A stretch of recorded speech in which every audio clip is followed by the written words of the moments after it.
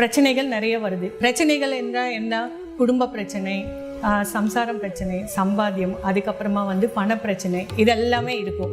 இந்த பிரச்சனையிலேருந்து நம்ம வெளியே வரணும் என்றால் ஞானம் கண்டிப்பாக இருந்தால் தான் வர முடியும். ஆனால் எல்லாருமே இதுக்காக முயற்சி பண்ணாமல் வேற முயற்சிகள் நிறைய பண்ணுவாங்க.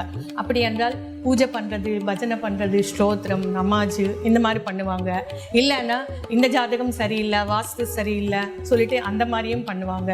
அது இல்லாமல் நிறைய வைத்திய விதானம், டாக்டர் கிட்ட போகிறது, அந்த மாதிரி பண்ணுவாங்க. எந்த பண்ணாலும் நம்ம பிரச்சனைக்கு தீர்வு கிடையவே கிடையாது. ஏன்னா திரும்பி தொடர்ந்து வந்துக்கிட்டே இருக்கும்.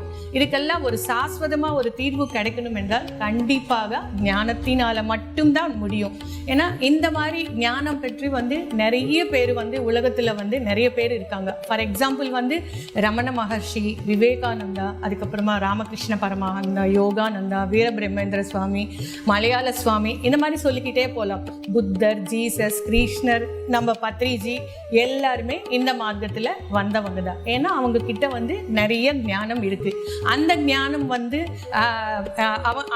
அவங்க எல்லாமே அந்த ஞானம் சம்பாதிச்சுட்டு இந்த மார்க்கத்தில் வந்தவங்க தான். அவங்க காசுக்கும் சரி, சொத்துக்கும் சரி அவங்க இம்பார்ட்டன்ஸே கொடுக்க மாட்டாங்க. ஏன்னா தியான சாதனைக்கும் யோக சாதனை என்றால் தியான சாதனைக்கு மட்டும்தான் அவங்க இம்பார்ட்டன்ஸ் கொடுப்பாங்க.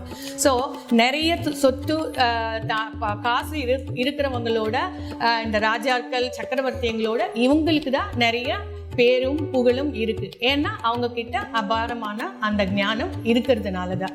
ஸோ இவங்க பூமிக்கு வந்ததே இவங்க ஞானம் சம்பாதிச்சுட்டு எல்லாருக்குமே போதிக்கிறதுக்காக தான் வந்திருக்காங்க.